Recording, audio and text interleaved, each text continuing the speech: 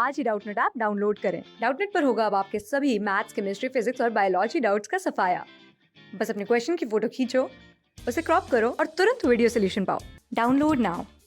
Question में हमसे पूछा गया कि रेट्रोग्रेसिव मेटामॉर्फोसिस हमें गिवन ऑप्शंस में से किस में देखने को मिलेगी। तो अगर अपने ऑप्शंस को देखें, हमें दिया हुआ है वर्टेब्रेट, सेफ्लोकॉर्डेट, यूरोकॉर्डेट और साइक्लोस्टोम। तो सबसे पहले हम अपने एनिमल किंगडम की अगर क्लासिफिकेशन देखें, हमें पता है कि इसके अंदर एक कॉर्डेटा नाम का फाइलम होता है।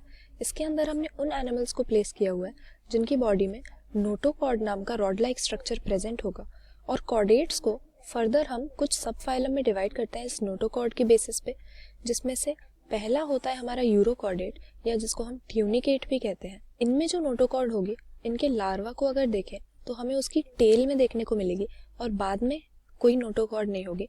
इसका सबसे कॉमन एग्जाम्पल हमारे पास होता है एसिडिया। इसके बाद जो दूसरा ग्रुप आता है कॉर्डेट्स में, वो होता है सेफेलोकॉर्डेट्स का।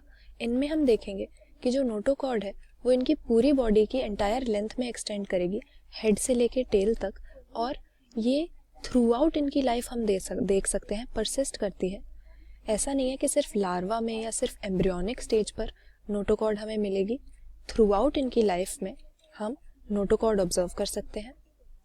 इसका हमारे पास सबसे कॉमन एग्जाम्पल होता है ब्रांचियोस्टोमा, और इसी को हम एम्फियोक्सस या लांसलेट के नाम से भी जानते हैं। और जो तीसरा ग्रुप होता है कॉर्डेट्स के अंदर, वो होता है वर्टिब्रेट्स का। इन एनिमल्स में जो नोटोकॉर्ड होती है वो हम एम्ब्रियोनिक स्टेज पर देख सकते हैं, लेकिन बाद में अडल्ट को अगर देखें तो ये एक बोनी या कार्टिलेजिनस स्ट्रक्चर में डेवलप हो गई होगी, जिसको हम वर्टिब्रल कॉलम कहते हैं। और वर्टिब्रेट्स के अंदर हमारी fishes, amphibians, reptiles, birds, mammals सभी आ जाते हैं। लेकिन वर्टिब्रेटा के अंदर एक और ग्रुप होता है जिसमें हम जॉलेस वर्टिब्रेट्स को डालते हैं। इनको हम अग्नाथा बोलते हैं। जॉ इनमें एब्सेंट होता है, और इस ग्रुप को यानी जॉलेस वर्टिब्रेट्स को साइक्लोस्टोमेटा नाम की एक क्लास रिप्रेजेंट करती है। साइक्लोस्टोम जो हमें यहाँ पे दिया हुआ है, और इसके अंदर मेनली हमारे पेट्रोमाइजोन जैसे एनिमल्स आ जाते हैं, जिसको हम कॉमनली लैम्प्री के नाम से जानते हैं। अब इनमें से किस में हमें रेट्रोग्रेसिव मेटामॉर्फोसिस मिलेगी? सबसे पहले हम देख लें ये होती क्या है।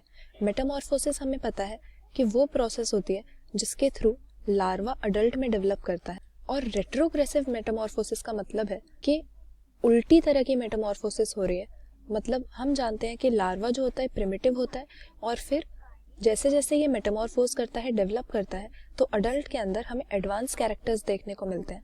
लेकिन हम मेटामॉर्फोसिस को रेट्रोग्रेसिव तब बोलते हैं जब लार्वा के अंदर हमें एडवांस्ड कैरेक्टर्स देखने को मिल रहे थे, और मेटामॉर्फोसिस करके ये थोड़ा प्रिमिटिव टाइप का हो जाता है।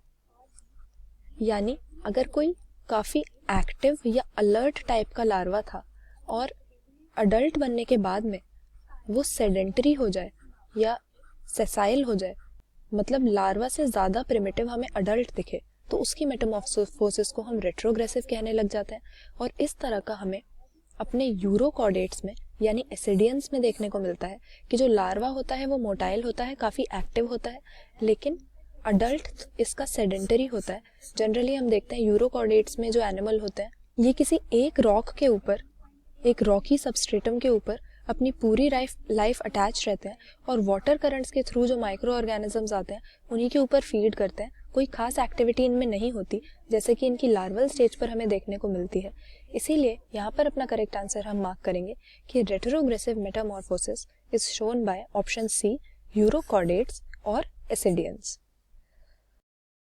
क्लास 6 से 12 से लेके नीट, IIT, JEE मेंस और एडवांस के लेवल तक 10 मिलियन से ज्यादा स्टूडेंट्स का भरोसा। आज ही डाउनलोड करें डाउटनेट ऐप या व्हाट्सएप कीजिए अपने डाउट्स 8400 400 400 पर।